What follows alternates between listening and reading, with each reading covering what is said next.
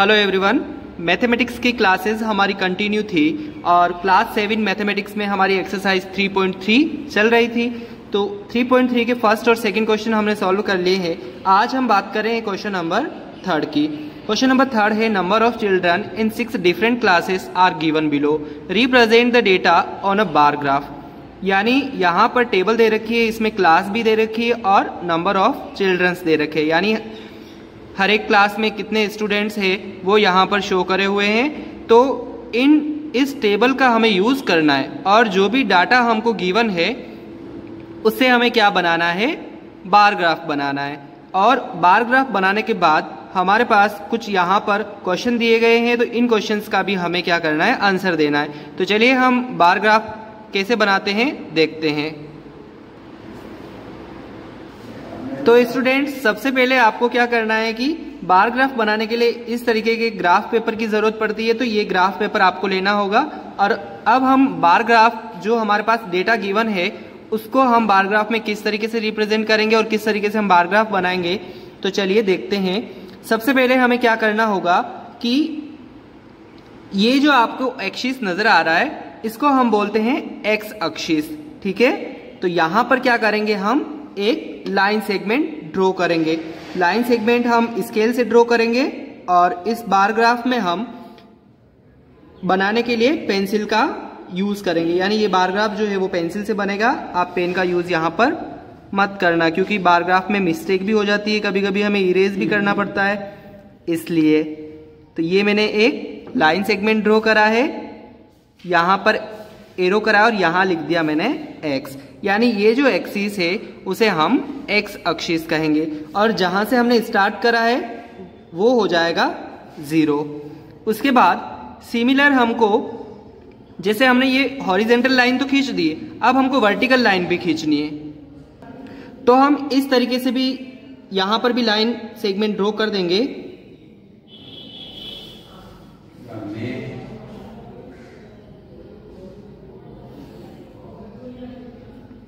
और यहां हम क्या लिखेंगे, y लिखेंगे, ठीक है।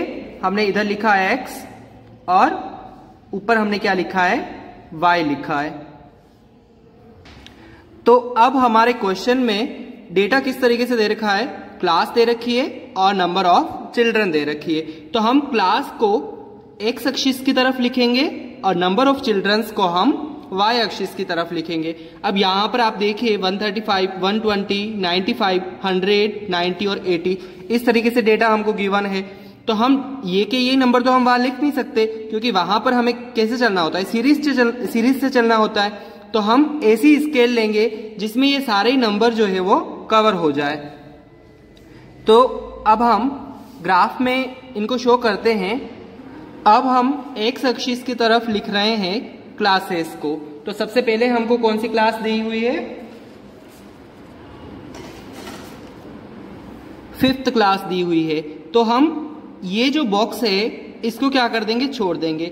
और आपको ये भी पता होना चाहिए कि इस बॉक्स में कितनी लाइनें होती है, यानी छोटी छोटी जो लाइनें होती है वो 10 लाइनें होती हैं और एक लाइन को हम mm में व्यक्त करते हैं, ठीक है। यानी एक लाइन 1 mm के बराबर होती है। तो यहां पर हम कौन सी क्लास लिख लेंगे, 5th क्लास लिख लेंगे, ठीक है। ये हो गई हमारी 5th क्लास।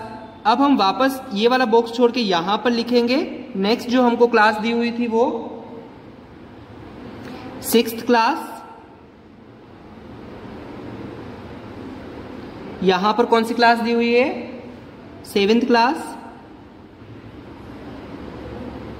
यहां 8,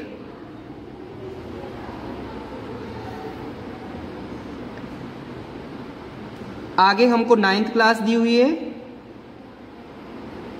और 10th क्लास भी हमें दी हुई है। तो हमने यहां पर क्या लिखा है, क्लासों को लिखा है 5th, 6th, 7, 8, 9 और 10। तो हर एक क्लासेस के बीच में मैंने क्या करा है, एक एक बॉक्स को यहां पर छोड़ दिया है। अब हम नंबर ऑफ स्टूडेंट्स को लिखते हैं। तो यहां पर हमने क्लासेस को लिखा है तो यहां पर हम लिख लेंगे क्लास, ठीक है। अब हम नंबर ऑफ स्टूडेंट्स शो करेंगे यहाँ पर।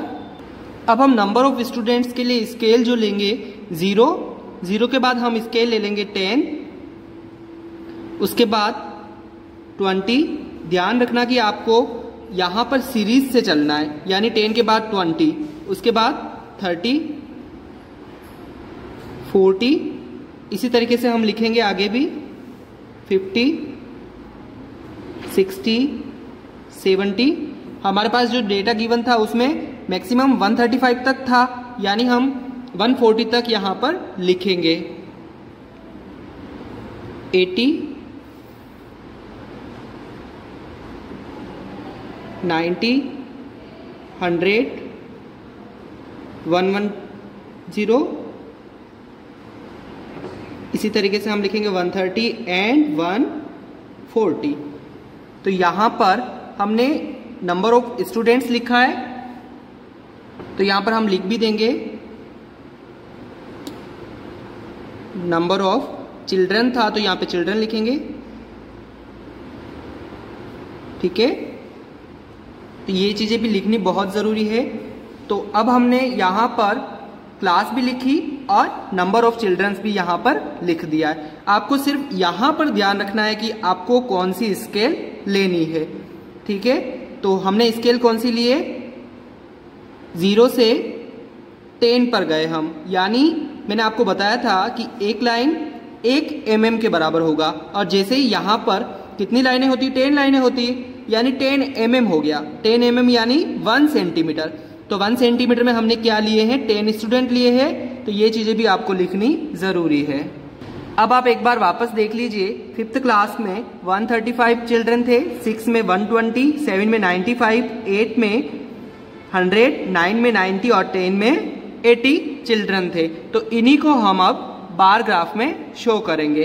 अब हमारे पास जो भी डेटा है उसको हम इस बार ग्राफ में शो करेंगे। तो 5th क्लास में कितने चिल्ड्रन थे, 135। तो ये है हमारी 5th क्लास। यहाँ हम ऊपर जाएंगे 135 की तरफ। अब 5th क्लास में हमारे पास 135 चिल्ड्रन है, तो ये हमारा 5th क्लास है।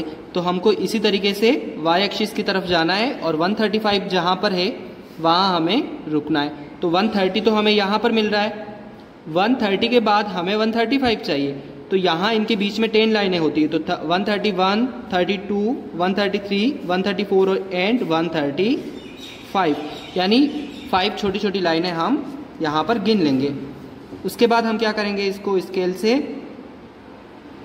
बॉक्स के तरह हम इसको ड्रॉ कर लेंगे। दोनों साइड से हम लाइनें खींच लेंगे, यानी जो 5th क्लास का जो बॉक्स था उसको पूरे को हमें स्केल से इस तरीके से ड्रॉ करना है। उसके बाद हमें क्या करना है, इसको हल्का शेडेड भी करना है। तो इसको हम शेडेड भी कर लेंगे हल्का।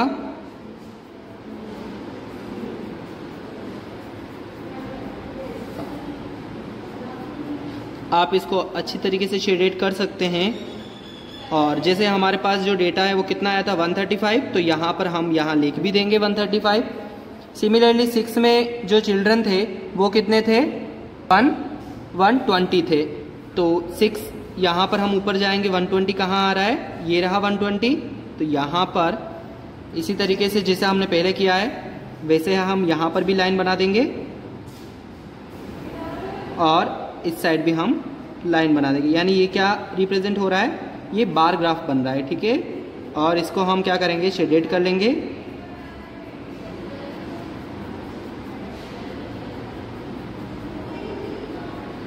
और यहाँ लिखेंगे 120।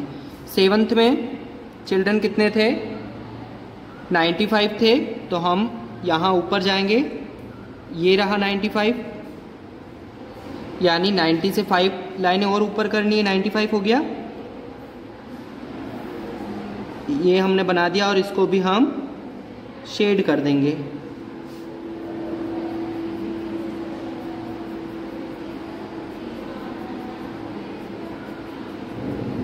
$95 यहाँ पर लिख लेंगे। इसी तरीके से 8 में 100 चिल्ड्रन है, तो 8 में हम 100 की तरफ जाएंगे। 100 कहाँ आ रहा है, ये देखिए आप, 100 यहाँ आ रहा है, यानी यहाँ हो जाएगा 100।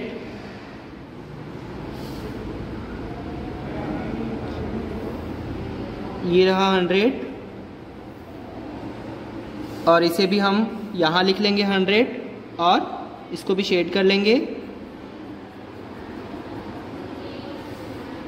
उसके बाद 9th क्लास में 90 स्टूडेंट्स थे तो 90 तक हम जाएंगे।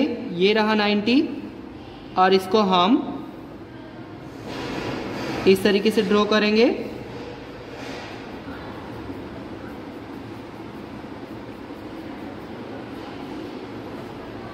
यहाँ लिखेंगे 90। आगे हम इसी तरीके से 10th क्लास में भी जैसे हमारे पास 80 स्टूडेंट्स थे तो हम 80 तक यहाँ जाएंगे। ये रहा 80 और इसको भी हम ड्रॉ कर लेंगे।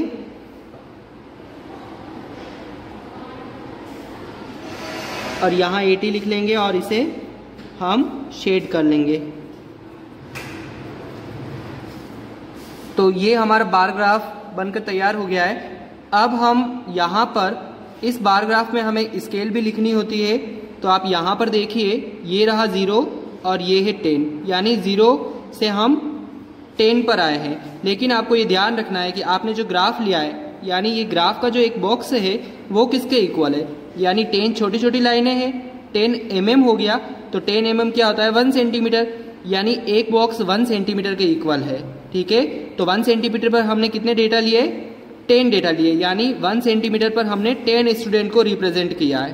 तो ये चीजें हम यहाँ पर लिखेंगे। इसी ग्राफ की राइट हैंड साइड की तरफ हम ऊपर की तरफ लिखेंगे स्केल और एक्स एक्सिस लिखेंगे। एक्स एक्सिस पर हमने क्या लिया था, क्लास ली है। वाई एक्सिस पर हमने क्या लिए हैं, नंबर ऑफ चिल्ड्रन।